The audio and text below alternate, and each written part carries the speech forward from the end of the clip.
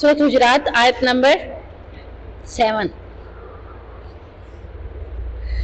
वअलमू अन्न फीकुम रसूलुल्लाह, और जान लो कि बेशक तुम में रसूलुल्लाह सल्लल्लाहु अलैहि वसल्लम मौजूद हैं। ये क्यों कहा जा रहा है? असल में इस आयत के पीछे शान नज़ूल था। वो शान नज़ूल क्या है? सैयदना हारिस बिन ज़रार कहते हैं कि मैं रसूलुल्लाह सल्लल्लाहु अलैहि वसल्लम की खिदमत में हाजिर हुआ, आपने मुझे इस्लाम की दावत दी तो मैं इस्लाम में दाखिल हो गया, कलमा शहादत का इकरार किया, फिर आपने मुझे ज़कात के मुतल्लिक बताया तो मैंने इसके अदा करने का इकरार किया। मैंने कहा अल्लाह के रसूल, मैं अपनी कौम की तरफ लौट कर जा रहा हूँ, मैं उन्हें भी इस्लाम की दावत दूंगा और ज़कात अदा करने के लिए कहूँगा। जिस शख्स ने मेरी बात मान ली होगी मैं उसकी ज़कात जमा कर लूँगा। आप फलां फलां वक्त मेरे पास किसी को भेज दीजिएगा ताकि वो जो ज़कात मैंने जमा की होगी उसे आप तक पहुँचा दूँ। चुनांचे जब हारिस ने इन लोगों से ज़कात वसूल कर ली जिन्होंने हारिस की बात यानी दीन इस्लाम की बात को मान लिया था, तो अवाम को खबर हो गई कि रसूलुल्लाह सल्लल्लाहु अलैहि वसल्लम ने एक आमिल को भेजने का इरादा कर लिया है, तो उसने रसूलुल्लाह सल्लल्लाहु अलैहि वसल्लम के आमिल को रोक लिया, यानी रास्ते में ही उसको रोक लिया। अब इनमें आपस में मुआहदा क्या तय हुआ था कि इस्लाम मैंने कबूल कर लिया है, मैं ज़कात भी अदा करूंगा और कौम की तरफ जाता हूँ, कौम को दावत देता हूँ, कौम में से भी जो इस्लाम को कबूल कर लेगा उससे भी ज़कात लूंगा, और फलां वक्त में आपने मेरे पास किसी को भेजना है ताकि वो आकर मुझसे ज़कात वसूल करके ले जाए। एक शख्स था अबान, जिसको पता चल गया कि अल्लाह के नबी सल्लल्लाहु अलैहि वसल्लम ने आमिल को भेज दिया है। आमिल कहते हैं ज़कात को वसूल करने वाले को, तो वो रास्ते में उसने उसको रोक लिया। अब आगे देखते क्या हुआ, जिसकी वजह से वो आमिल हारिस तक ना पहुंच सका। हारिस ने ख्याल किया कि अल्लाह अज़्ज़ व जल और उसका रसूल नाराज हो गए हैं, शायद इसलिए आमिल नहीं भेजा। चुनांचे हारिस ने अपनी कौम के सरदारों को जमा किया और उनसे कहा, रसूलुल्लाह सल्लल्लाहु अलैहि वसल्लम ने मेरे लिए वक्त मुकर्रर किया था कि इस वक्त आप किसी आमिल को मेरे पास भेजेंगे ताकि वो ज़कात का जो माल होगा मेरे पास से अपनी तहवील में ले लेगा, और रसूलुल्लाह सल्लल्लाहु अलैहि वसल्लम वादा खिलाफी तो नहीं कर सकते। मैं नहीं समझता कि आपने आमिल को किस वजह से रोक लिया होगा, सिवाय इसके कि आप नाराज हैं। लिहाजा चलो आप सल्लल्लाहु अलैहि वसल्लम के पास चलते हैं। रसूलुल्लाह सल्लल्लाहु अलैहि वसल्लम ने वलीद बिन अकबा को हारिस के पास भेजा था, जो ज़कात हारिस ने जमा की है उसे अपनी तहवील में ले लो। सो हुआ ये कि जब वलीद रवाना हुआ, रास्ते में यानी आमिल कौन था जिसका नाम क्या था, उकबा बिन वलीद बिन उकबा, रास्ते में किसी मकाम पर पहुंचा तो किसी वजह से डर कर रसूलुल्लाह सल्लल्लाहु अलैहि वसल्लम के पास लौट आया और कहने लगा, अल्लाह के रसूल, हारिस ने मुझे ज़कात देने से इनकार कर दिया, गया ही नहीं हारिस तक, रास्ते से ही वापस लौट आया, और आप सल्लल्लाहु को आके क्या कह रहा है कि मैं हारिस ने ज़कात देने से इनकार कर दिया है और मेरे कत्ल का इरादा किया। चुनांचे रसूलुल्लाह सल्लल्लाहु अलैहि वसल्लम ने हारिस की तरफ एक फौजी दस्ता भेजने का एहतमाम फरमा दिया, यानी जब आपस में मुआहदा होगा ज़कात देंगे तो ज़कात ना देने वालों को हज़रत उमर फारूक ने भी अपने दौर में और हज़रत अबू बकर सदीक ने भी अपने दौर में कत्ल करने का इरादा कर दिया था कि जो ज़कात अदा नहीं करेगा उसे भी कत्ल कर दिया जाए। यानी ये ज़कात का इनकार करने वाला दर हकीकत इस्लाम का इनकार करने वाला है, और जब वो इस्लाम का इनकार कर रहा है तो ऑटोमेटिकली उसका कत्ल किया जा सकता है। तो नबी करीम सल्लल्लाहु अलैहि वसल्लम ने भी हारिस को यानी कि जब बात सुनी तो एक फौजी दस्ते को तैयार किया। इधर हारिस भी अपने साथियों के साथ रवाना हो गया। हारिस ने अपने सरदारों को इकट्ठा करके कि चलो हम खुद ही ज़कात की रकम दे आते हैं, शायद कि नबी करीम सल्लल्लाहु अलैहि वसल्लम नाराज हैं, इस वजह से ज़कात वसूल करने के लिए किसी को नहीं भेजा। और इधर से अल्लाह के नबी हारिस की वलीद बिन अकबा की बात को सुनकर अब क्या कर रहे हैं, फौजी दस्ते को तैयार करके भेजा। जब फौजी दस्ता मदीना से रवाना होकर आगे बढ़ा तो रास्ते में हारिस की उनसे मुलाकात हुई। फौजी दस्ते के लोगों ने कहा, ये हारिस हैं। जब मुलाकात हुई तो हारिस ने पूछा कि तुमको किसकी तरफ रवाना किया गया है? उन्होंने कहा तुम्हारी तरफ। हारिस ने कहा किस लिए? फौजी दस्ते के लोगों ने कहा, रसूलुल्लाह सल्लल्लाहु अलैहि वसल्लम ने तुम्हारी तरफ वलीद बिन अकबा को रवाना किया था और उसने वापस आकर बयान किया कि तुमने उसको ज़कात देने से इनकार कर दिया है और उसके कत्ल का इरादा भी किया है। हारिस ने कहा, नहीं, उस जात की कसम जिसने मोहम्मद सल्लल्लाहु अलैहि वसल्लम को हक के साथ मबूज किया है, मैंने तो उसको कतन नहीं देखा और ना ही वो मेरे पास आया है। फिर जब हारिस रसूलुल्लाह सल्लल्लाहु अलैहि वसल्लम के पास पहुंचे तो आपने फरमाया, क्या तुमने ज़कात देने से इनकार किया था और मेरे आमिल को कत्ल करने का इरादा भी किया था? हारिस ने कहा, नहीं, उस ज़ात की कसम जिसने आपको हक के साथ भेजा है, ना तो मैंने इसको देखा है, ना ही ये मेरे पास आया है और ना मैंने इसको रवाना नहीं किया, मगर उस वक्त जब रसूलुल्लाह सल्लल्लाहु अलैहि वसल्लम का आमिल मुझ तक ना पहुंच सका। یعنی نہ ہی میں خود روانہ ہوا اس وقت تک جب تک کہ عامل کا میں انتظار کرتا رہا، وہ جب نہیں پہنچا تو میں نکل کھڑا ہوا۔ مجھے اندیشہ ہوا کہ عامل کا نہ پہنچنا کہیں اس سبب سے نہیں کہ اللہ اور اس کا رسول ناراض ہو گئے ہیں، چنانچہ اس موقع پر اللہ رب العزت کی طرف سے فاسق والی آیتیں بھی نازل ہوئی اور ساتھ میں وَاعْلَمُوا أَنَّ فِيكُمْ رَسُولَ اللَّهِ والی آیت بھی نازل ہوئی۔ اب یہاں پہ کیا تھا، ایک فاسق خبر لے کر آیا تھا، جھوٹی خبر تھی کہ مجھے زکوٰۃ دینے سے انکار کر دیا۔ اب اللہ کیا کہہ رہے ہیں کہ جان لو کہ تم میں رسول اللہ صلی اللہ علیہ وسلم موجود ہیں۔ موجود ہیں سے مراد کیا ہے کہ اللہ ان کو آپ کی سارے معاملات کی باتوں کو بتانے پر قادر ہے۔ اگر تم جھوٹ بولو گے تو اس جھوٹ کو ظاہر کون کر دے گا؟ اللہ۔ اور کس کے ذریعے؟ نبی کریم صلی اللہ علیہ وسلم کے ذریعے۔ تو تم نے جھوٹ کیوں بولا؟ یہاں پر دو قسم کی باتیں آ گئی، ایک یہی بات کہ تم میں جب رسول اللہ صلی اللہ علیہ وسلم موجود ہے تو تم نے جھوٹ کیوں بولا، خبر کی۔ اب نبی کو بھی کہا جا رہا ہے کہ نبی بھی خبر کی تحقیق کر لے، تحقیق کرتے تو وہ فوجی دستے کو نہ بھیجتے۔ اب فوجی دستے نے بھی حکمت عملی اختیار کی کہ راستے میں جب حارث کو دیکھا تو قتل نہیں کیا، بلکہ کیا کیا، دونوں نبی کے پاس آ گئے۔ اب یہاں پر کہا جا رہا ہے کہ جب نبی کریم صلی اللہ علیہ وسلم تم میں موجود ہوں تو تم نے کیا کرنا ہے، فیصلہ نبی کریم صلی اللہ علیہ وسلم ہی تم میں کریں گے۔ یعنی فیصلہ کس کے ہاتھ میں ہوتا ہے اور مشورہ کس کے ہاتھ میں ہوتا ہے؟ مشورہ تو عوام الناس سے لیا جائے گا، لیکن فیصلے کا اختیار اس وقت نبی کے پاس ہے۔ اگر نبی نہیں ہے تو ہیڈ یا امیر کے پاس ہے، ہیڈ یا امیر نہیں ہے تو آٹومیٹکلی جو اس کا اس قوم کے اندر جو بڑا ہے اس کے پاس ہے، یا اس محلے کا جو سربراہ ہے اس کے پاس ہے، یا گھر کا جو بڑا فرد ہے اس کے پاس ہے۔ فیصلہ کرنے کا اختیار آپ کے پاس نہیں ہے۔ یعنی مثال کے طور پر بیٹی کھڑی ہے، کہتی ہے کہ میں یہ 2 سوٹ ہیں، ان میں سے کون سا پہنوں؟ اب فیصلہ کس نے کرنا ہے؟ ماما نے۔ اگر بالفرض وہ آپ کے اوپر چھوڑ دیتی ہیں کہ آپ کا جو دل چاہے پہن لیں، پھر اس کا مطلب ہے کہ آپ اپنی مرضی سے کوئی بھی پہن سکتی ہیں۔ اگر وہ کہتے ہیں آپ نے یہ پہنا، اب وہ کہے میں یہ نہیں پہنوں گی، مشورہ لیا تھا، مشورے کے بعد فیصلہ کس کا چلے گا؟ بڑے کا، چھوٹے کا فیصلہ نہیں چلے گا۔ تو یہاں پر بتایا جا رہا ہے کہ جب تک نبی موجود ہیں تو نبی فیصلہ کریں گے، نبی کے علاوہ کوئی بھی فیصلہ نہیں کر سکتا۔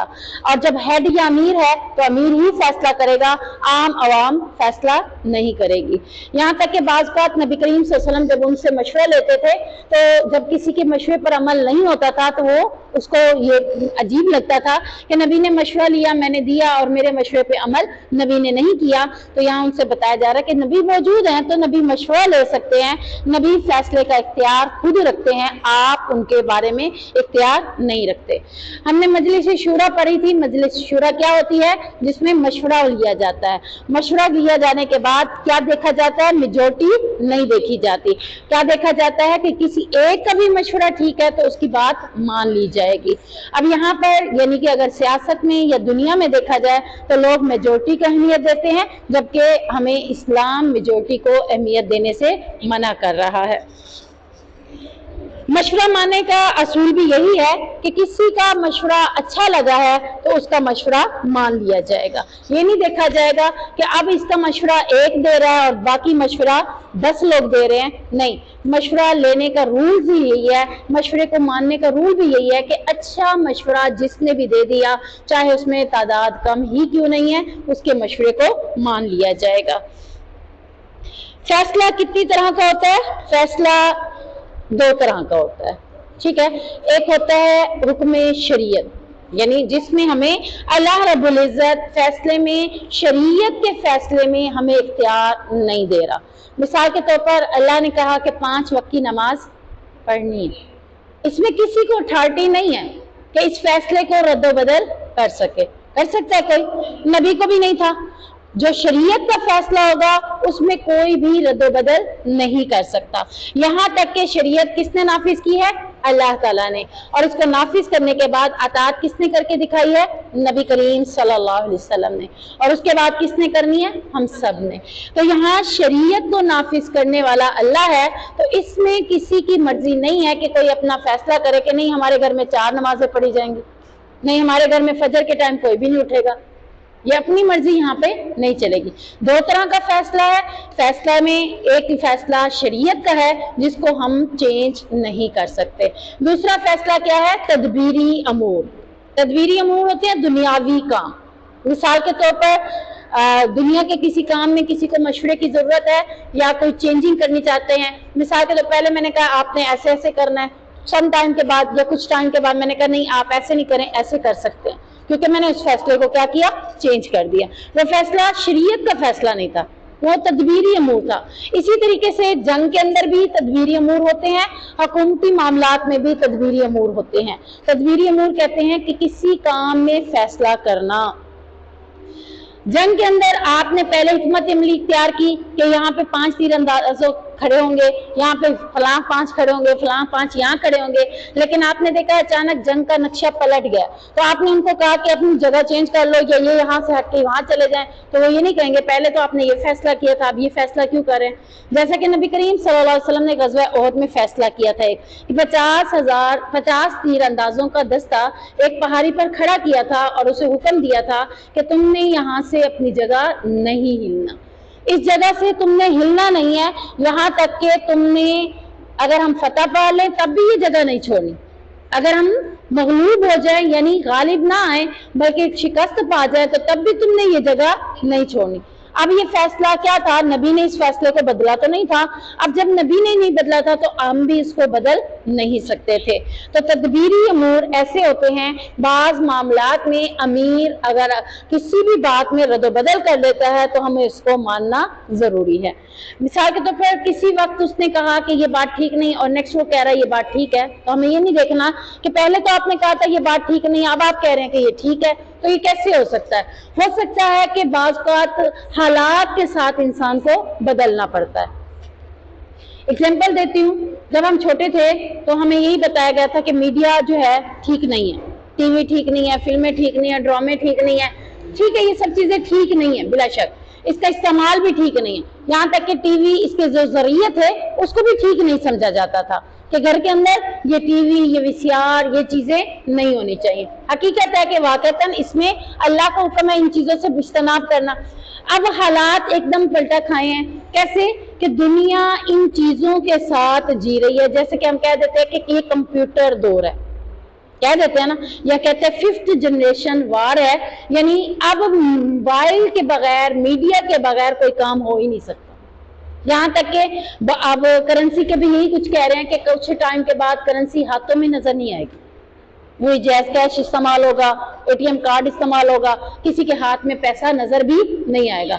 تو یہ چیز اب کیا ہے؟ ضرورت بن گئی ہے۔ اب اس ضرورت کا استعمال ہم کرتے ہوئے ہم کہتے ہیں کہ اب ہم میڈیا، ہمارے ہاتھ میں کوئی دیکھ کے کہے کہ تم تو کہتے تھے میڈیا ہونا ہی نہیں چاہیے، یہ چیزیں ہونی نہیں چاہیے، اب تم خود ہی اس کو یوز کر رہے ہو، تو حالات نے یعنی ہمارے ساتھ ایسی گیم کے لیے کہ ہمیں ان تدبیری اموروں میں اپنے فیصلے کو بدلنا پڑ گیا۔ اگر ہم نہیں بدلتے تو ہم تو پیچھے رہ جائیں گے، ہم آگے ترقی نہیں کر سکتے، ہم آگے چل ہی نہیں سکتے، ہمیں پتہ ہی نہیں ہے کہ اس کے ساتھ کتنے کام ایسے ہیں جو ہم کر پاتے ہیں، یعنی جہاں یہ غلط ہے وہاں اس کا استعمال اگر صحیح کیا جائے تو صحیح بھی ہے۔ تو یہ یعنی فیصلہ بدلا جا سکتا ہے کہ کیا ہے کہ اب اس کا استعمال ہم کہہ سکتے ہیں کہ کر سکتے ہیں۔ جیسے میں اپنی بیٹی کو کہتی ہوں ابھی تم نے موبائل استعمال نہیں کرنا، پھر کچھ عرصے بعد اچھا چلو اب تم استعمال کرو، کیوں؟ آن لائن کلاسز لینے کی شروع ہو گئی یا کچھ بھی ایسا شروع ہو گیا، تو یہ فیصلے اس طرح کے بدلے جا سکتے ہیں۔ جبکہ نہ تو نماز کا فیصلہ بدلا جا سکتا ہے، نہ روزے کا فیصلہ بدلا جا سکتا ہے، نہ پردے کے احکامات کا فیصلہ بدلا جا سکتا ہے، جبکہ ہم نے بدل دیا۔ پردے کے بارے میں اللہ نے حکم دیا ہے نا کہ جب ایک لڑکے سے گھر سے نکلتے ہوئے تم پردہ کر رہے ہو، وہی لڑکا ویٹر کی صورت میں حال میں کھڑا تو اس سے پھر پردہ کیوں نہیں؟ تو فیصلے کو نہیں بدلنا، یہ فیصلہ تو اللہ کا، اللہ کہہ رہا ہے دیور سے پردہ ہے، اللہ کہہ رہا ہے بہنوئی سے پردہ ہے، اللہ کہہ رہا ہے کزنوں سے پردہ ہے۔ اب اس فیصلے کو ہم بدل نہیں سکتے، میں نہیں کہہ سکتی میری آنکھ اچھی ہے، میری بیٹی کا دل اچھا ہے، وہ تو ایسا گناہ کا کام کر ہی نہیں سکتی، اگر ہم اس کو بدل رہے ہیں تو یہ گناہ کر رہے ہیں۔ یہ فیصلہ ہم بدل کسی بھی صورت میں نہیں سکتے، یہاں تک کہ ہم کہیں کہ ترقی ہو گئی ہے، لوگ تو دوپٹے کے بغیر نکلتے ہیں، تو سو اب کزنوں سے پردہ ضروری نہیں ہے۔ ایک میں جیسے ہم کہہ رہے ہیں نا تدبیری امور میں ہم چینجنگ کرتے ہیں، تو ہم کہیں کہ اب جدید دور آ گیا تو اس میں بھی ہم چینجنگ کر لیتے ہیں، تو اس میں چینجنگ کی گنجائش ہمیں نہیں دی گئی۔ چاہے جتنا ماڈرن دور بھی آ جائے گا ہم اس میں تبدیلی نہیں کر سکتے. ہم یہ نہیں کہہ سکتے میں برقع اتار لوں, میں دوپٹہ اتار لوں, میں گلے میں ڈالنا ہی چھوڑ دوں, میں اپنے آپ کو بناؤ سنگار کر کے نکل پڑوں. نہیں, یہ وہ فیصلہ ہے جو اللہ کا ہے اور اس فیصلے کو ہم بدل نہیں سکتے. چاہے دنیا جتنی ترقی کر لے, چاہے دنیا جتنا لوگوں کے سامنے آ جائے, لیکن اللہ کے فیصلے کو کسی بھی صورت میں بدلا نہیں جا سکتا. اب امیر کسی بھی حکمت عملی کو دیکھتے ہوئے جب وہ فیصلہ بدلتا ہے تو بعض لوگ کہتے ہیں کہ آپ نے پہلے ایسے کہا تھا اب ایسا, وہ تھوڑا سا اشارہ دیتا ہے, لیکن وہ اشارے کو سمجھنے کی بجائے وہ کہتے ہیں پوری تفصیل دی جائے. ضروری نہیں ہے کہ امیر پوری تفصیل بھی آپ کو دے, کچھ باتیں بتانے کی ہوتی ہیں اور کچھ باتیں بتانے کی نہیں ہوتی. مثال کے طور پر بچہ پوچھ لیتا ہے, کچھ باتیں ایسی ہوتی ہیں جو پرائیویسی کی ہوتی ہیں, اور ہم بچے کو کہتے ہیں یہاں تک تمہیں بتا دیے, اس سے آگے تمہاری کام نہیں ہے, تم نہیں پوچھ سکتے اس سے آگے. تو اسی طرح امیر بھی کچھ باتیں چھپاتا ہے. کیوں؟ کیونکہ وہ اگر وہ بتا دی جائیں تو ان کی بتانے کی نہیں ہوتی. اگر بتا دی جائے تو وہ معاملہ خراب. مثال کے طور پر میں پہلے سے ہی بتا دوں, اس جنگ میں اگر ہم نے یوں کیا تو ہو سکتا ہے ہم یوں کر لیں, تو ہو سکتا ہے کہ پہلے سے ہی وہ راز افشاں ہو جائے, اور افشاں ہونے کے بعد کافر تیز ہو جائے گا. تو جتنے بھی فوجی معاملات ہوتے ہیں نا, یہاں تک کہ ایک فوجی کو جو بات پتا ہے نا, وہ دوسرے فوجی کو بتانے کا پابند بھی نہیں, کہ جب تمہیں بتائی گئی ہے تو تم دوسرے کو نہیں بتا سکتے. جتنی بات جتنی فوجیوں کو بتائی جاتی ہے اتنی ہی اس کے اندر رہے گی, اس سے زیادہ وہ کسی کو بتا نہیں سکتے. تو اگر بتائیں گے تو معاملہ کیا ہوگا, بات لیک ہو جاتی ہے. بات لیک ہونے کی دیر ہے تو وہ بات کہاں سے کہاں تک پہنچتی ہے, کتنے جلدی پہنچتی ہے.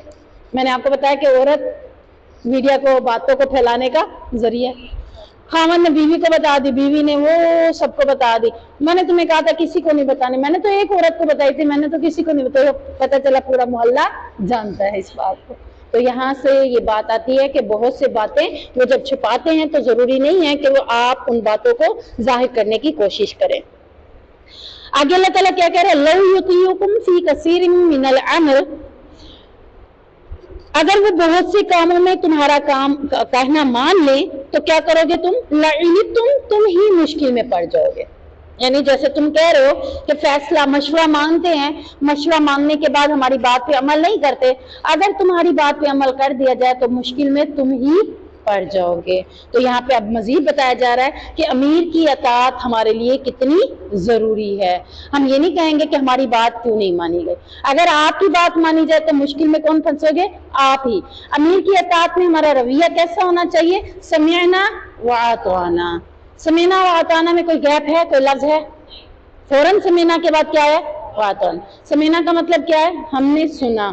واطعنا, اب آپ کہیں میں نے آج آپ سے کہا, کل آپ سے کہا کہ آپ نے استغفار 100 بار پڑھنا ہے, آپ نے کہا ٹھیک ہے میں کل سے پڑھوں گی. آپ نے مغرب کے بعد نہیں پڑھا, عشاء کے بعد ایک بات کر رہی ہو کہ آپ نے نہیں پڑھا, آپ نے کہا کل سے پڑھوں گی. آپ نے کیا کیا, سمعنا اور واطعنا میں گیپ ڈالنے سے کیا ہوا, ہو سکتا ہے شیطان کل بھی آپ سے نہ کرو. جب ہم کہتے ہیں نا کل کروں گی تو ہو سکتا ہے وہ کل آئے ہی نہیں. جب آپ نے کہنا ہے کہ گیپ نہیں دینا, میں نے ابھی سنا ہے, ابھی سننے کے بعد ابھی ہی اطاعت کرنی ہے, میں نے اس کے اوپر ابھی ہی عمل کرنا ہے, تو تب تو آپ کر لیں گے. اگر آپ نے اس میں گیپ ڈالا, شیطان آپ کو وسوسے ڈالے گا, بہت مشکل ہے, ہر وقت جو ہے نماز میں بیٹھی رہو گی, ہر وقت یہ کرو گی, گھر کے کام کیسے ہوں گے, یہ کیسے ہوگا. میں نے آپ کو کل بتایا کہ ہم اکثر نماز میں کیا کرتے ہیں, سنتوں کو چھوڑ دیتے ہیں کچھ لوگ, کہ کیا کہ بس اب تھکے ہوئے ہیں, یا اب یہ کام ہے, اب یہ کام ہے, چلو 4 فرض ہی پڑھ لیتی ہوں. ظہر کی میں بات کر رہی ہوں, ایگزامپل دے رہی ہوں. تو کرنا کیا ہوتا ہے اس کے بعد ہم نے, اگر ہم سوچیں ہم نے کرنا کیا ہوتا ہے, کچھ بھی نہیں, اتنا خاص کچھ نہیں کرنا ہوتا, لیکن ہم فرض پڑھ کے اپنی جان چھڑا دیتے ہیں. تو اگر ہم عبادت میں سکون حاصل کریں گے, عبادت میں خشوع و خضوع پیدا کریں گے, تو آٹومیٹکلی میں یہ سوچوں گی کہ کرنا کیا ہے, موبائل چلانا ہے, کرنا کیا ہے, ہانڈی روٹی بنانی ہے, وہ تو بھی بن سکتی ہے, یہ کام میں نے کرنا ہے. تو میں پہلے اپنی نماز کی 12 رکعتیں یا 10 رکعتیں کیوں نہ پڑھوں, جو میرے پر اللہ کی طرف سے ہے کہ اگر میں ان کو پڑھوں گی تو جنت کے 8 دروازے میرے لیے کھول دیے جائیں گے. وہ سنتیں ہیں جن کا اہتمام 12 سنتوں کا کرنا میرے لیے ضروری ہے. تو یہاں پر اب سمعنا واطعنا میں گیپ کرنے سے پھر کئی قسم کے مسائل پیدا ہوتے ہیں. میں نے آج آپ کو بات کی, آپ نے آج ہی کہا کہ اس پہ عمل کریں گے تو انشاءاللہ کر لیں گے. اگر آپ نے کہا نہیں میں کل کروں گی, اچھا وقت آئے گا کروں گی, اچھا ابھی شادی ہو جائے گی پھر کروں گی, کبھی بھی نہیں کر پائیں گے.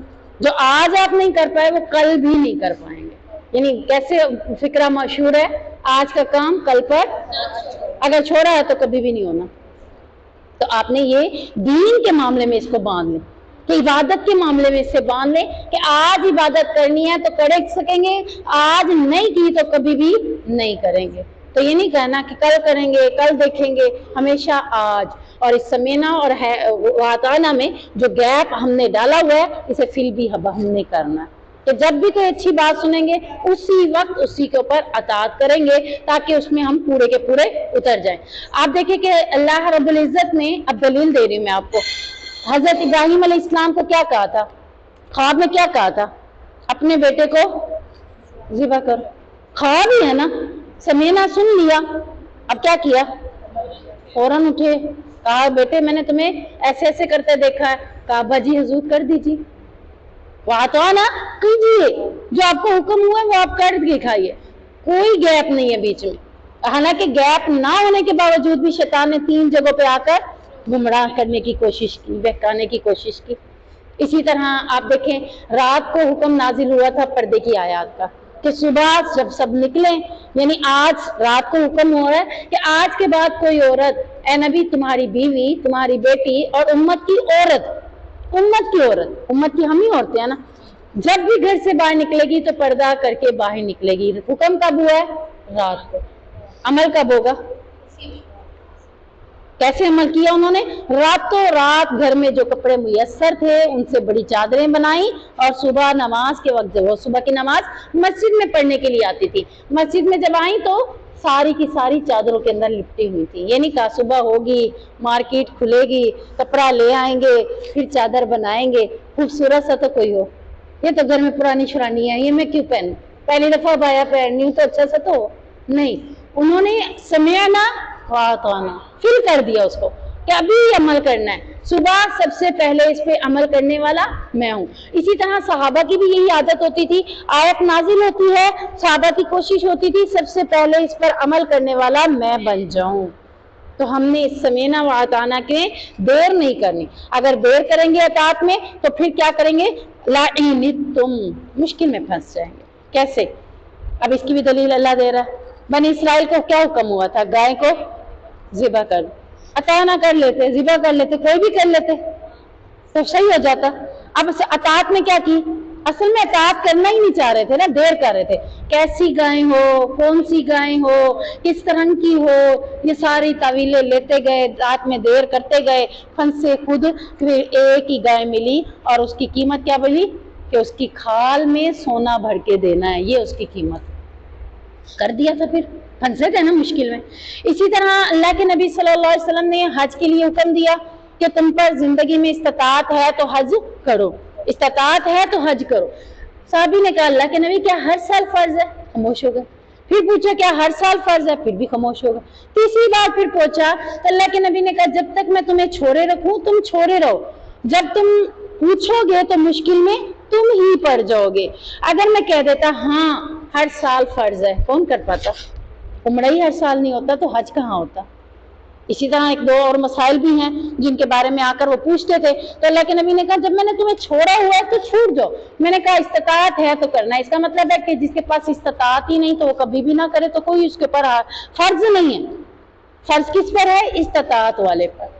تو اسی طرح اطاعت میں دیر کرنے پر کیا ہوتی ہے؟ مشکل ہو جاتی ہے، اور اتنے معاملات میں آپ پھنس جائیں گے. جتنا آپ سمینا میں اور اطاعنا جلدی کریں گے اتنا آپ کے لیے فائدہ بن جائے گا. تو یہاں اللہ رب العزت ہمیں یہی کہہ رہا ہے کہ ہمارے اندر فوراً ماننے والی چیز آ جائے. آپ دیکھیں کہ میں نے بہت سے لوگوں کو دیکھا ہے انہوں نے کہا کل کریں گے، کبھی بھی وہ کل نہیں آئے. ہو سکتا ہے کہ وہ موت کا وقت، کل تو اس نے دیکھی ہی نہ ہو. اور ہمیشہ یہ بات بھی آتی ہے کہ کل تو آتی ہی نہیں ہے. کل پھر کس میں آ جاتی ہے؟ آج میں. کل آتی ہی نہیں ہے، کل ہمیشہ آج میں آ جاتی ہے. اچھا کل کروں گی، آج نہیں ہوا، اچھا کل کروں گی. یہاں تک کہ میں نے کچھ عورتوں کو دیکھا ہے آج کپڑے نہیں دھوتی، کل دھوؤں گی. کل ہو گئے، آج نہیں دھوتی، کل دھوؤں گی. پھر 2 ہفتے کے اکٹھے ہو گئے، پھر بیٹھی رو رہی ہیں کہ اب کیسے دھوئیں گے، اب تو اتنی تھک گئی میں.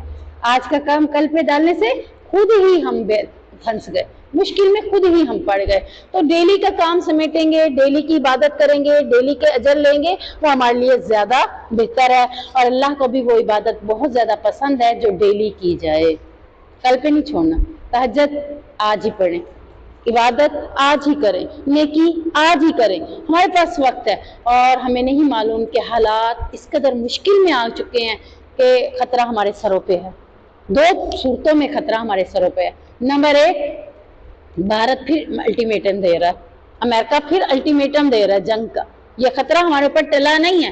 یہ نہیں ہے کہ ہم نے جہاز گرا دیے، ان کے اوپر کئی میزائل گرا دیے تو ہم اب آرام سے بیٹھ جائیں. وہ دوبارہ جنگ وہ کرے گا، وہ بار بار جنگ کرے گا. یہاں تک کہ یہ جنگ اللہ کے حکم سے کیا ہے کہ تم کس کو کر لو گے؟ ہند کو فتح تم کرو گے. جب ہندوستان فتح ہوگا تب جا کر یہ جنگ ختم ہوگی. یعنی کافر جب زمین پر ختم ہوگا تو جنگ تبھی ختم ہوگی. پہل کون کرے گا؟ وہی. جبکہ پہل ہمیں کرنے کا حکم تھا. جب غزوہ تبوک ہوا تھا نا، تو غزوہ تبوک کے بعد اللہ نے کیا کہا تھا کہ آج کے بعد کافر تم پر نہیں چڑھے گا، تم نے کافر کے اوپر چڑھنا. لیکن ہم نے اس کو چھوڑ دیا تو آج دوبارہ کافر ہمارے اوپر چڑھ رہا ہے. اور دوسرا خطرہ کیا ہے؟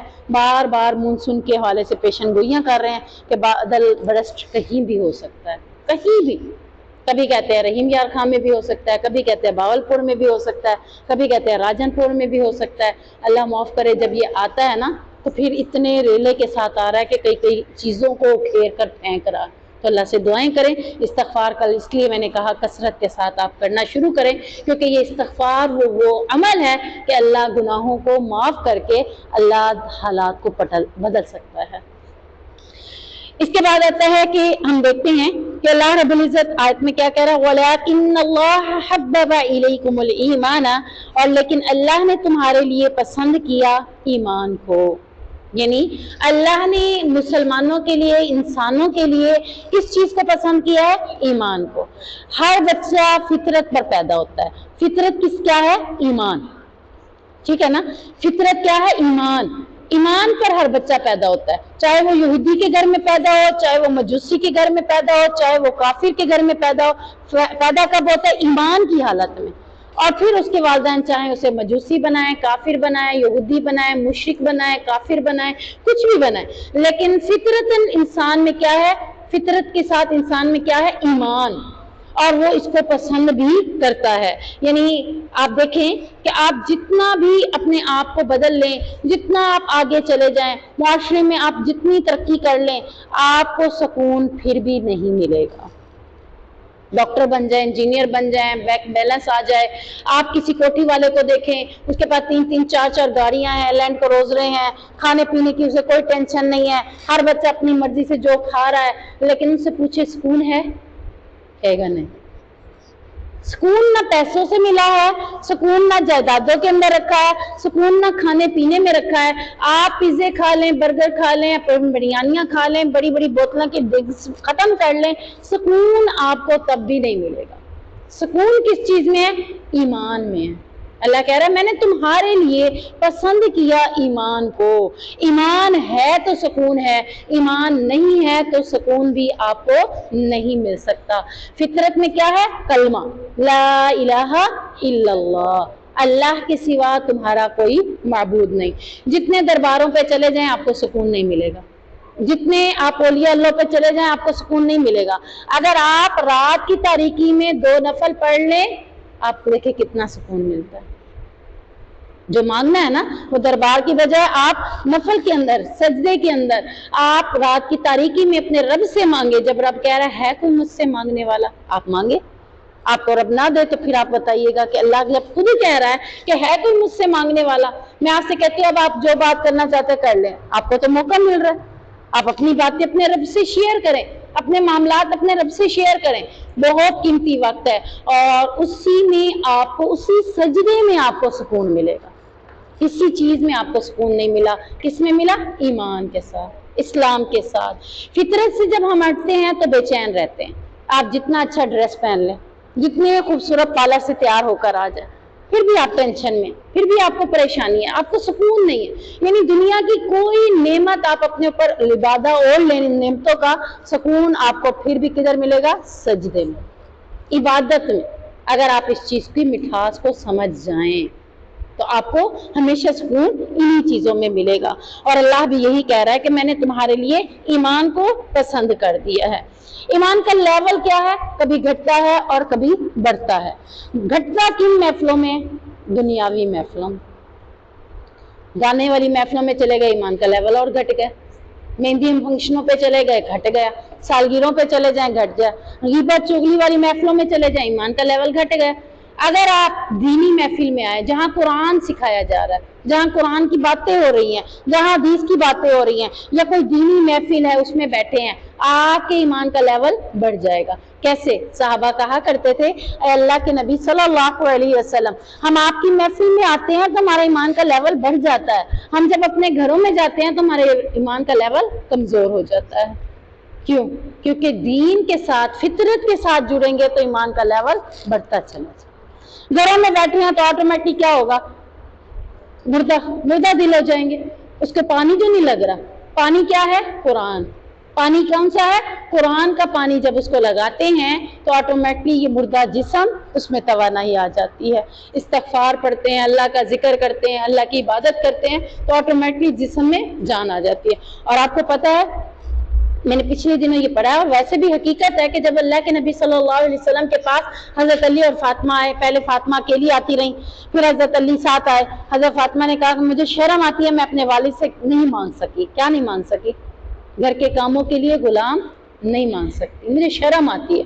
حضرت علی نے کہا میں چلتا ہوں تمہارے ساتھ. چل پڑے.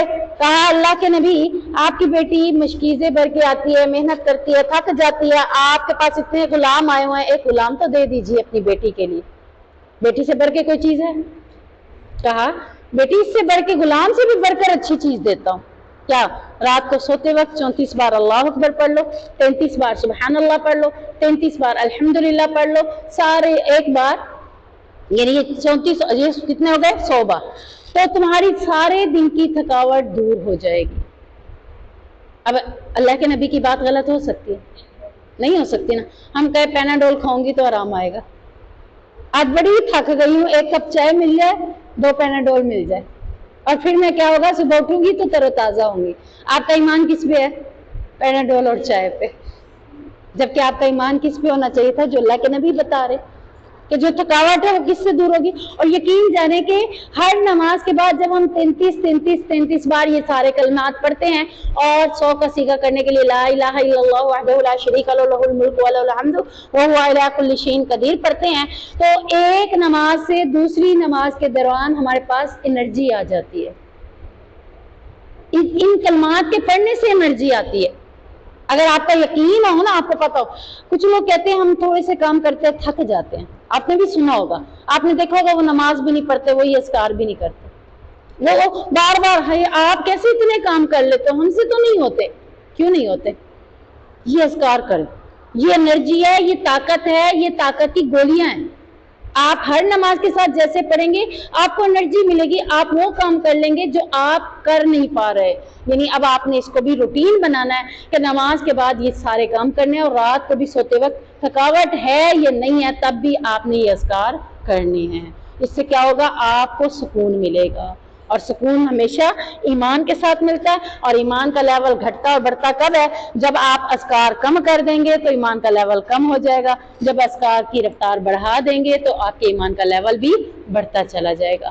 تو انشاءاللہ ان محفلوں کے ساتھ، ان اللہ کی عبادات کے ساتھ ہم نے اپنے آپ کو ان تمام چیزوں سے بچانا ہے. اگر آپ نے اذکار کرنا چھوڑ دیا، کس کے فتنوں میں آ جائیں گے؟ شیطان کے فتنوں میں. شیطان آپ کے اوپر وار کرنے کے لیے کھڑا ہے. وہ آپ کے سر پہ کھڑا ہے. وہ کہتا ہے میں آگے سے بھی آؤں گا، پیچھے سے بھی آؤں گا، دائیں سے بھی آؤں گا، بائیں سے بھی آؤں گا، اوپر سے بھی آؤں گا، نیچے. آپ دیکھیں کہ شیطان نے آپ کو ہر طرف سے گھیرا ہوا ہے. اور آپ اس کے وار سے کب تک بچے ہوئے ہیں؟ جب آپ نے صبح شام کے اذکار کر لیے، جب آپ نے نماز کے بعد اذکار کر لیے، جب آپ گھر سے باہر نکلے تو بسم اللہ توکلت علی اللہ لا حول ولا قوت الا باللہ پڑھ لیا، جب آپ واش روم گئے تو اس کی دعا پڑھ لی، جب آپ نے کھانا کھایا تو کھانے کی دعائیں پڑھ لی. یعنی آپ نے ہر جگہ کا اہتمام کیا، آپ شیطان کے وار سے بچ گئے. آپ نے جہاں پر اپنے آپ کو شیطان کے وار سے نہیں بچایا تو شیطان آپ کے ساتھ شامل ہو گیا. آپ نے بسم اللہ نہیں پڑھی کھانے میں، شیطان شامل ہوگا. آپ نے گھر سے باہر نکلتے ہوئے بسم اللہ ہی توکل تو نہیں پڑھا، شیطان آپ کے ساتھ چل پڑا. آپ گھر داخل ہوتے وقت نہیں پڑھا، شیطان آپ کے ساتھ اندر آ گیا. یعنی آپ نے اس کو موقع دیا، وہ آپ کے ساتھ آ گیا. اور جب آپ اسے موقع دیں گی تو آپ کے ساتھ آتے آتے کہاں تک آئے گا؟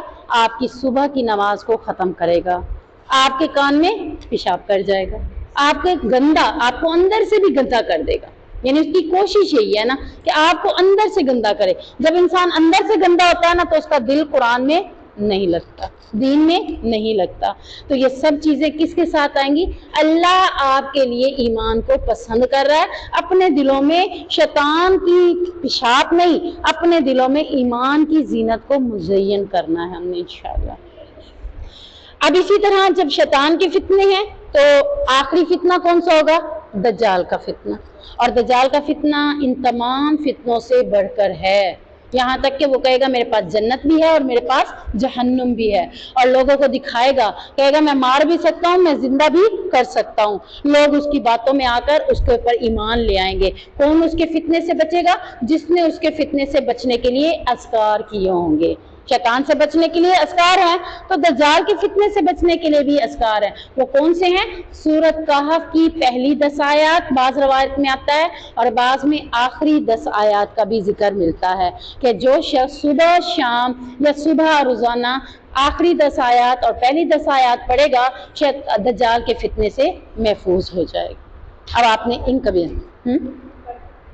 پوری ڈیلی تو نہیں، جمعہ کے جمعے کے اس کی فضیلت الگ ہے نا. دجال کے فتنے سے بچنے کے لیے پہلی 10 آیات اور آخری 10 آیات روزانہ صبح کو پڑھنی ہوں گی. تو تب آپ دجال کے فتنے سے بچیں گے. جمعہ کے جمعہ جو سورۃ کہف مکمل پڑھی جاتی ہے اس کی فضیلت یہ ہے کہ ایک جمعے سے دوسرے جمعے تک آپ کی قبر کو روشن کر دیا جائے گا. اب آپ نے جس جمعے چھوڑ دیا پورا ہفتہ آپ کا کیا ہوگا؟ وہ روشنی نہیں ہوگی. تو آپ نے ہر جمعہ اس کو پڑھنا ہے تاکہ آپ کے قبر میں ہر جمعہ کے جمعہ روشنی منور ہوتی رہے.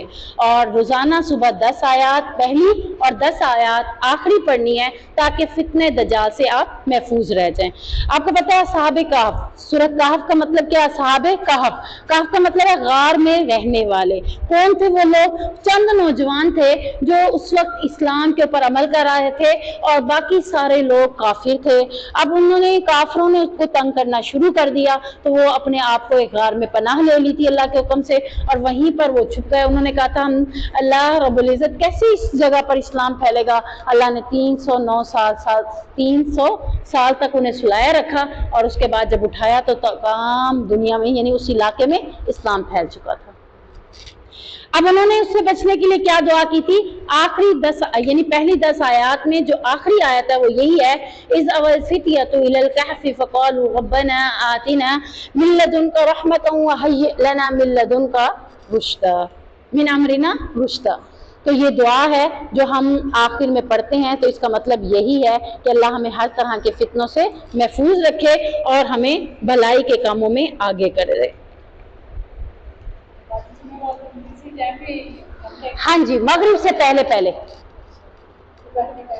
دوپہر میں پڑھیں، عصر میں پڑھیں، مغرب سے پہلے آپ نے پڑھنی ہے. اور ٹائم کب شروع ہو رہا ہے؟ جب چاند نکل آتا ہے. چاند کب نکلتا ہے؟ جمعے کا، جمعرات کی مغرب کے بعد. آپ کے پاس اتنا ٹائم ہے. آپ دیکھیں آپ 24 گھنٹے ہیں آپ کے پاس. 24 گھنٹے میں 10 سے 15 منٹ بھی بامشکل لگتے ہیں. 15 منٹ رکھ لیں، 15 منٹ کی سورۃ کہف ہے، آپ پڑھ سکتے ہیں. یعنی آپ چاہیں تو جمعرات کا جیسے ہی مغرب کا ٹائم گزرتا ہے مغرب کے بعد جمعہ شروع ہو چکا ہے. آپ سورۃ کہف رات میں بھی پڑھ سکتے ہیں، صبح کی نماز میں بھی پڑھ سکتے ہیں، ظہر عصر مغرب سے پہلے آپ کسی بھی صورت میں کبھی بھی پڑھ سکتے ہیں. ہاں جی، وہ جمعرات نہیں ہوگا نا، پھر وہ اگلا جمعہ شروع ہو چکا ہے. یعنی جمعہ کی رات کس کی ہے؟ یعنی رات پہلے آتی ہے دن بعد میں آتا ہے. قمری مہینوں میں رات پہلے آتی ہے اور دن بعد میں آتا ہے. تو جمعے کی رات شروع ہو چکی ہے آپ کے لیے، تو آپ پڑھ سکتے ہیں. اب یہاں پر اللہ نے ہمارے لیے ایمان کو پسند کیا. آگے اللہ کیا کرے؟ وَزَيَّنَهُ فِي قُلُوبِكُمْ، اور تمہارے دل کو میں نے ایمان کے ساتھ زینت دے دی. یعنی دل کس سے زینت پکڑتا ہے؟ ایمان کے ساتھ. جیسے ہم کہتے ہیں نا منہ کی زینت کیسے آئے گی؟ دھونے سے، سب سے پہلا کام تو یہی ہوتا ہے نا کہ میں چہرہ دھو لوں. اب چہرہ دھونے کے لیے بھی مختلف چیزیں ہیں. اگر میں صابن سے دھوتی ہوں تو الگ سے آتا ہے, اگر میں فیس واش سے دھوتی ہوں تو الگ سے لک آتی ہے. ایسی ہے نا. اگر میں دل کو زینت دینا چاہتی ہوں, اذکار کے ساتھ دینا چاہوں گی تو اس کی الگ روشنی آئے گی. اگر میں قرآن کے ساتھ قرآن پڑھنا شروع کر دیتی ہوں اس کے ساتھ الگ زینت ملے گی, اور اگر اس کو میں ترجمے کے ساتھ پڑھنا شروع کر دیتی ہوں تو اس کو اور بھی زیادہ زینت مل جائے گی. سمجھ لے کہ فیس واش کا کام ہو گیا. ایسے ہے نا کہ وہ آپ کو اتنا چمکتا ہوا بنا دے گا آپ کے دل کو کہ اس کے اندر قرآن اندر تک چلا جائے گا. تو جس طرح ہم بیوٹی پارلر کے حوالے سے لوگوں کو دیتے ہیں نا کہ آ جاؤ یہاں پہ بڑے خوبصورت بن جاتے ہیں, تو ہمیں دین کے حوالے سے انہیں بتانا ہے کہ قرآن کی محفل میں آ جاؤ, یہ بھی آپ کو خوبصورت بناتا ہے. کیونکہ جب سیرت اچھی ہو تو صورت بھی اچھی بن جاتی ہے. سیرت اچھی نہیں ہے تو خالی صورت کا کیا کرنا, کچھ بھی نہیں کرنا. آپ نے دیکھا اتنی خوبصورت ہے, لے آئے گھر آئی, اس نے تو آپ کو دن میں تارے دکھا دیے, رات میں بھی تارے دکھا دیے, کیا فائدہ ہوا اس خوبصورتی کو. آپ اس کو اٹھا کے, وہ کہتی ہے میں تو برتن نہیں دھوتی تھی اس لیے خوبصورت تھی, میرے ہاتھ اس لیے چمکتے تھے, آپ نے پسند ہی تو اسی لیے کیا تھا, میں تو گھر میں کوئی کام چولہے کے آگے جاتی ہی نہیں تھی, میرا رنگ خراب ہو جائے گا, آپ تو اسی چیز کو لے آئے ہو, اب میں بیٹھی ہوئی ہوں, آپ کیا کریں گے. سیرت اچھی تو سب کچھ اچھا, سیرت اچھی نہیں تو کچھ بھی اچھا نہیں ہے. تو یہاں پر اللہ دل کو زینت کس چیز سے دے رہا ہے, ایمان کے ساتھ. اب ہم دیکھتے ہیں, ہم کہتے ہیں کہ میرا جسم ہے, میری مرضی, میں جیسے مرضی ہے کروں, میں فیس کو چمکا دوں, دل کو کالا کر دوں. کیسے کالا کر رہے ہیں ہم دل کو, ایک گناہ کیا, ایک ڈاؤٹ آ گیا, ایسے ہی پڑا ہے نا, پھر گناہ کریں گے ڈاؤٹ بڑھ جائے گا, بڑھتا بڑھتا وہ سیاہ دبا بن جائے گا. اس کو بنانا ہے سیاہ دبا. اوپر سے تو اتنے خوبصورت ہے, دل کیا سیاہ دبا بنا پڑا ہے. اور پھر جب وہ سیاہ دبا بن جاتا ہے تو اللہ کیا کہتا ہے, سمم بکمن وعمی فہم لا یرجعون, گنگے ہیں, بہرے ہیں, اندھے ہیں, عقل نہیں رکھتے. یا پھر کیا کہتا ہے اللہ تعالیٰ, خاتم اللہ علی قلوبہم وعلی سمعہم وعلی ابصارہم, مہر لگ گئی ان کے دل پر, ان کے کان پر, ان کی آنکھوں پر, اب انہیں دین نظر بھی نہیں آئے گا. ایسا نہیں کرنا, آپ نے دل کو خوبصورت بنانا, چہرے کو خوبصورت نہیں. آپ نے یہ دیکھنا ہے کہ دنیا کی نظر آپ کے چہرے پر ہے, اللہ کی نظر آپ کے دل پر ہے. کس کو خوبصورت بنائیں گے, جس کو اللہ نے دیکھنا ہے نا, اس کو خوبصورت بنانا چاہیے. دل کو خوبصورت بنانے کے لیے اللہ کیا کہہ رہا ہے, ایمان کی ضرورت ہے. ایمان کا پانی لگاؤ اس کو. ایمان کا پانی کیا ہے, اب آپ دیکھیں کہ جتنی باتیں آپ سنتے ہیں, سمجھتے ہیں, آپ کو فائدہ ضرور دیتی ہوں گی, چاہے آپ اس پہ ابھی عمل نہیں بھی کر رہے, سمینا واقعانہ میں گیپ ڈال رہے ہیں, لیکن آپ کو فائدہ ضرور ہو رہا ہے, اور وہ آپ کے دل کو سنوارنے کی کوشش بھی کر رہا ہے. اگر آپ خود نہ کرنا چاہیں ایک الگ بات ہے, ضمیر تو آپ کو ملامت کر رہا ہے, آپ کو بتا رہا ہے کہ آپ کیا کر رہی تھی, یہ غلط تھا, آپ کیا کرنا ہے, یہ صحیح ہے. اس کے باوجود آپ اپنے ضمیر کو تھپکی دے کے سلا دیں تو وہ آپ کا قصور ہے, اللہ تو آپ کو راستے دکھا رہا ہے.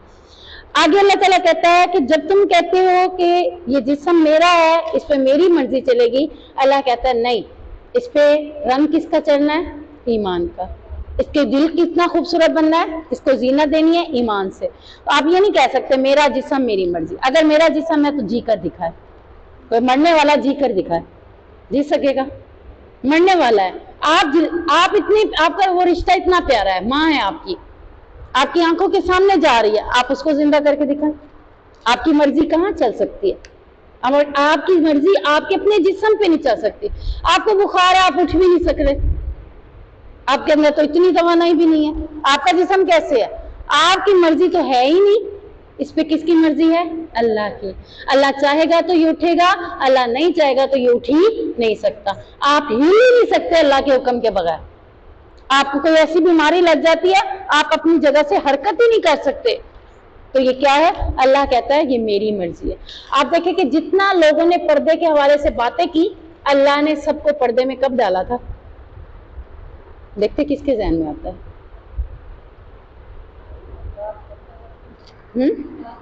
نہیں, اللہ نے سب کو پردے میں ڈال دیا تھا. جو پردہ نہیں بھی کرنا چاہتے تھے انہوں نے بھی کیا, کرونا وائرس سے نہیں گیا نا آپ کا ذہن.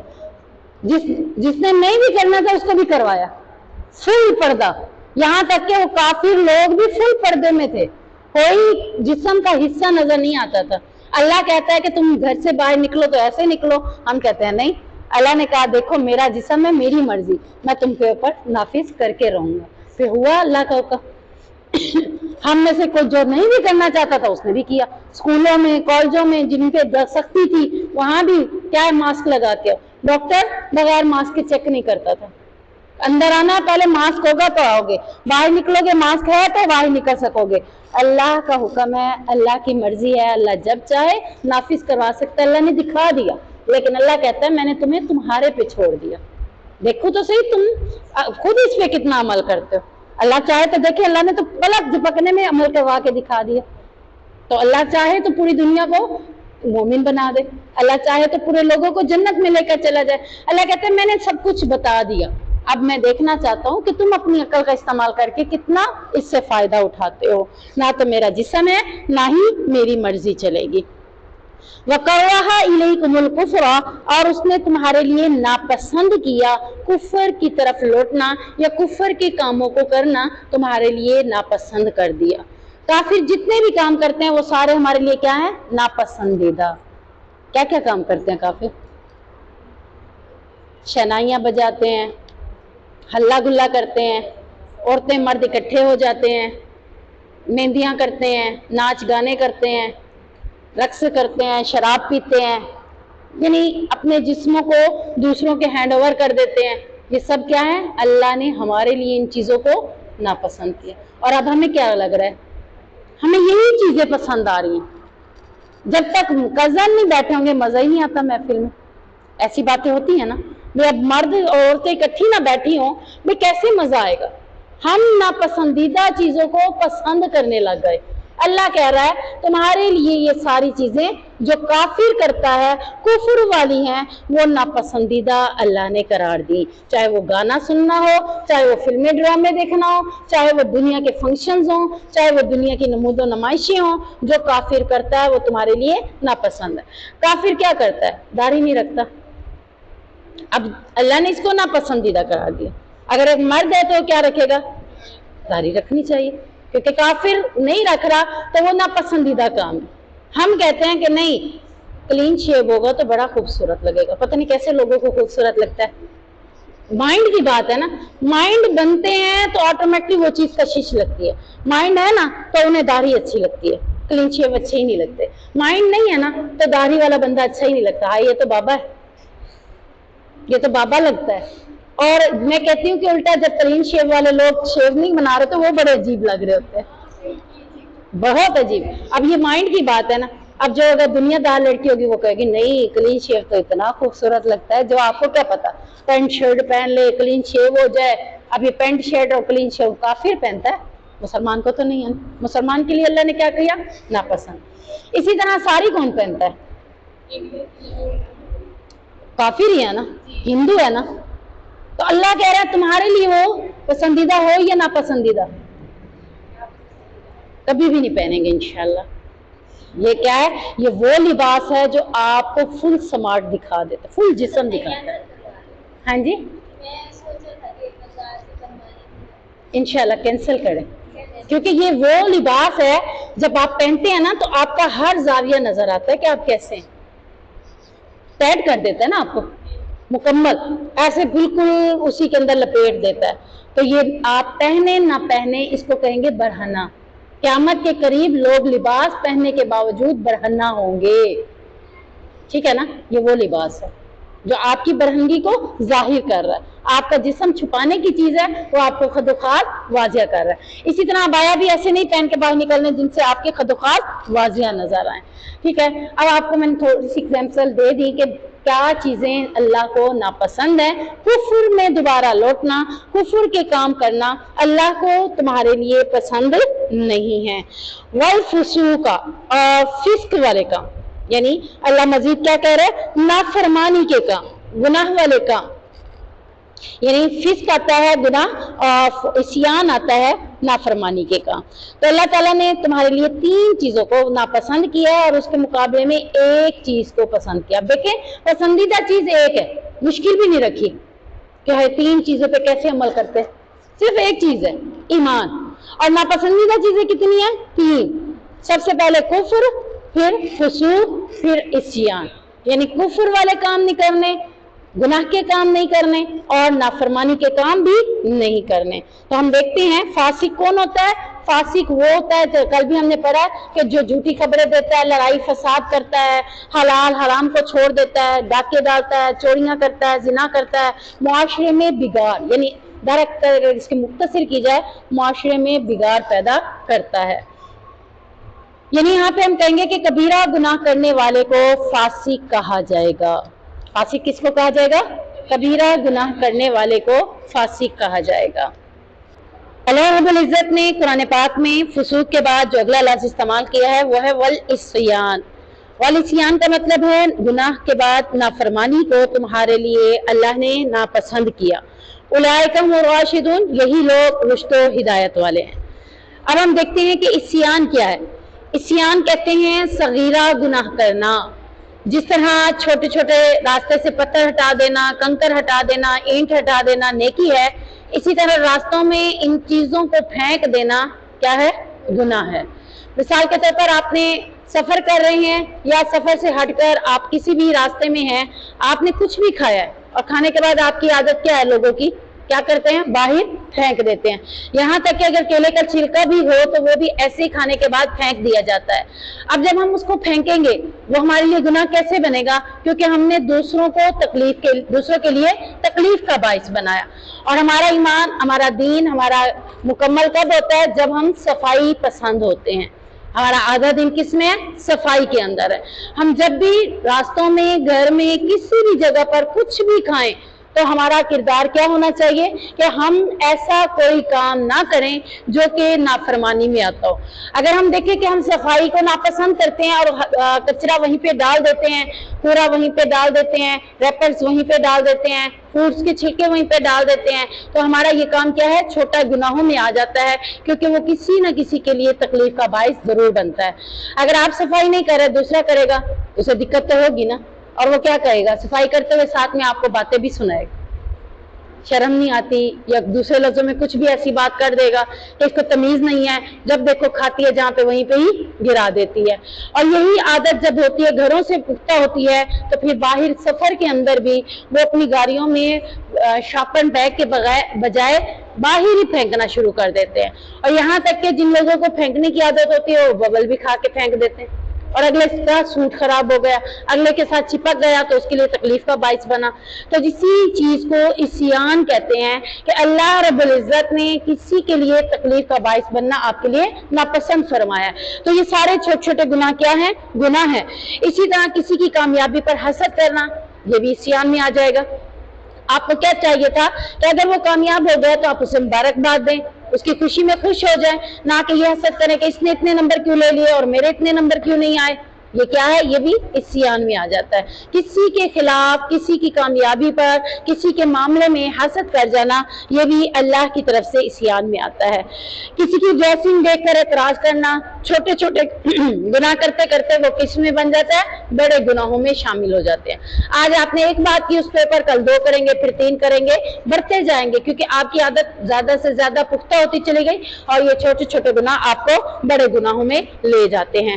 حدیث میں آتا ہے کہ نبی کریم صلی اللہ علیہ وسلم نے فرمایا، آنکھ زنا کرتی ہے، باقی اعضاء اس کو کیا کرتے ہیں؟ اس میں شامل ہو جاتے ہیں۔ کیسے آنکھ زنا کرتی ہے؟ سب سے پہلے ہم کسی کو بھی لائک کرتے ہیں تو کس سے کرتے ہیں؟ آنکھ سے کرتے ہیں۔ نہ آنکھ سے دیکھتے ہیں، نہ کسی کو لائک کرتے ہیں، نہ اس پہ تبصرہ کرتے۔ جب لائک کرنا شروع کر دیتے ہیں پھر کیا کہتے ہیں؟ پھر تمام اعضاء اس میں شامل ہو جاتے ہیں۔ ہاتھوں کے ساتھ کالیں ہو رہی ہیں، زبان کے ساتھ اس کے ساتھ گفتگو ہو رہی ہے، کال نہیں ہو رہی تو ملنا ملانا ہو رہا ہے، راستوں میں چلتے ہوئے کسی جگہ ڈیٹس لوگ لینا شروع کر دیتے ہیں۔ کالج یونیورسٹیوں کے ماحولوں میں تو یہ چیز سر عام پائی جاتی ہے کہ گھر سے کالج یونیورسٹی کے لیے نکلتے ہیں اور آگے جا کر یہی کام کر رہے ہوتے ہیں۔ تو پہلے سب سے پہلا کردار کس کا تھا؟ حدیث میں کیا ہے؟ آنکھ زنا کرتی ہے، یعنی ہمیں ان آنکھوں سے غیر محرم کو دیکھنے کی اجازت نہیں ہے۔ جب ہم دیکھیں گے آج، اچھا اس کا یہ مجھے بڑا اچھا لگتا ہے، اس کے ڈرامے بڑے اچھے لگتے ہیں، یہ بندہ بڑا اچھا ہے، چاہے وہ دنیا کے کام کر رہا ہو چاہے وہ دینی کام کر رہا ہو۔ اگزامپل کے طور پر ایک ڈرامہ جو مشہور ہو رہا ہے آج کل، جس میں دکھایا جاتا ہے فنی مہارتیں ٹھیک ہے نا، تلوار چلانا سکھایا جا رہا ہے، اس میں تیر چلانا سکھایا جا رہا ہے، اور وہ کلہارا چلا رہا ہے، ٹھیک ہے، ہم اسے کیا کہتے ہیں؟ بڑا اچھا لگتا ہے مجھے۔ آپ کا یہ کہنا ہی آپ کا زنا ہے کہ مجھے نورگل اچھا لگتا ہے، یا ارطغرل اچھا لگتا ہے، یا فلانا اچھا لگتا ہے، یہ باتیں کرنا ہی گناہ میں شامل ہے۔ کیوں؟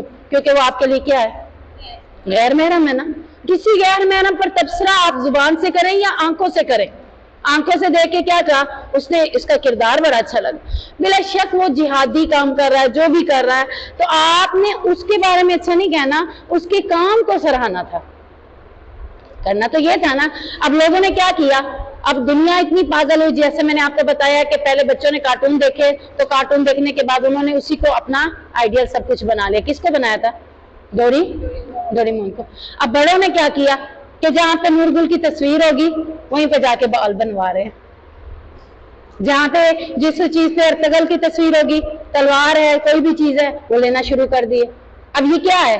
اصل میں یہ چیز ہمارے لیے خطرے کا باعث ہے۔ حدیث بتا رہی ہے کہ پہلے کون اقرار کرتا ہے؟ آنکھ، بعد میں باقی اعضاء۔ تو آپ کو کسی بھی غیر محرم کو دیکھنے کے لیے سورۃ نور میں کیا کہا گیا ہے؟ جہاں مرد کے لیے منع ہے اپنی آنکھوں کو اونچا کر کے چلنا، کسی کو دیکھنا، اسی طرح عورتوں کے لیے بھی منع ہے کہ وہ کسی کو دیکھیں یا کسی پر تبصرہ کریں یا کسی پر بات کریں۔ جب آنکھ زنا کرتی ہے تو باقی سارے اعضاء اس میں شامل ہو جاتے ہیں۔ اسی طرح صغیرہ گناہ سے انسان ابتدا کرتا ہے تو کرتے کرتے کبیرہ گناہ ہو جاتے ہیں۔ مثال کے طور پر آج آپ نے اس طرح کا کچھ دیکھنا شروع کیا، کل آپ آگے بڑھ جائیں گے، اس سے آگے بڑھیں گے، آگے سے آگے آپ چیزیں دیکھتے چلے جائیں گے۔ آپ کا وہ ٹائم آپ کے لیے کیا بن رہا ہے؟ جنت میں جانے کا سبب بن رہا ہے یا جہنم میں جانے کا؟ کیونکہ ایک تو غیر محرم کو دیکھ رہے ہیں، اوپر سے ایسی چیزیں آپ دیکھ رہی ہیں جس سے گناہ میں تشبیہ دی جا رہی ہے، کیونکہ یہ چھوٹے گناہ آپ کو کس میں لے کے جا رہے ہیں؟ بڑے گناہ میں۔ اور آج آپ نے 1 گھنٹہ چلایا، کل 2 گھنٹے ہو گیا، پھر 3 گھنٹے ہو گیا، یہاں تک کہ کچھ لوگوں کی نمازیں ہی رہ جاتی ہیں۔ پھر ان چیزوں میں جب وہ انوالو ہوتے ہیں تو ان کی نمازیں بھی رہ جاتی ہیں۔ اب حدیث میں تقوی کے حوالے سے کیا آتا ہے؟ اللہ کے نبی صلی اللہ علیہ وسلم نے فرمایا التقوی ہا ہنا، اشارہ کس کی طرف کیا؟ دل کی طرف، کہ تقوی یہاں ہوتا ہے۔ کہاں ہوتا ہے؟ دل کے اندر۔ آپ کا دل صاف ہونا چاہیے، آپ کے دل کے اندر کوئی اس طرح کی باتیں نہیں آنی چاہیے۔ اور اسی طرح جس کے دل میں ایمان کی محبت ہوگی اس کے دل میں نہ کفر ہوگا، نہ فسوق ہوگا، نہ عصیان ہوگا، اور یہی لوگ کس پر ہوں گے؟ ہم الراشدون، رشد و ہدایت والے۔ یعنی اگر آپ اپنے آپ کو چیک کرنا چاہتی ہیں کہ آپ ایمان والے ہیں کہ نہیں ہیں، تو آپ نے دیکھنا کیا ہے کہ اللہ نے جو آپ کے لیے ایمان کو پسند کیا ہے وہ آپ کے دل میں ہے کہ نہیں ہے۔ اگر وہ ہوگا تو کفر نہیں ہوگا، فسوق بھی نہیں ہوگا، عصیان بھی نہیں ہوگا۔ فسوق ہم نے کیا پڑھا تھا؟ جھگڑے کرنا، فساد کرنا، گناہ میں ایسے گناہ کرنا کہ زمین میں خرابیاں پیدا ہوں، اور عصیان چھوٹے چھوٹے گناہ جو کہ بڑے گناہوں میں شامل ہو جاتے ہیں۔ تو یہ تینوں چیزیں کسی کے دل میں نہیں ہوں گی جس کے دل میں ایمان ہوگا، اور اگر ایمان ہے یہ تینوں چیزیں نہیں ہیں تو وہ کون ہے؟ رشد و ہدایت والا، اللہ کی طرف سے سیدھے راستے پر چلنے والا، یعنی جنت میں جانے والا۔ ایسے شخص ہم کہہ سکتے ہیں کہ یہ شخص جنتی ہے، ٹھیک ہے۔ اگر ہم نے اس کے دل میں یہ تینوں چیزیں دیکھی تو ہم کچھ کہہ نہیں سکتے کہ وہ جنتی ہے یا نہیں ہے، کفر ہے، فسوق ہے یا عصیان ہے، تینوں میں سے کچھ بھی ہے تو آپ دیکھ لیں کہ اللہ نے اس کے بارے میں نہیں کہا کہ راشد والا ہے، ہدایت والا ہے۔ ہدایت والا کون ہے؟ جس کے دل میں ایمان ہے۔ تو اللہ تعالیٰ ہمارے دلوں کے اندر ایمان کو داخل کر دے اور ہمیں ہدایت والے راستے پر چلنے کی توفیق عطا فرمائے۔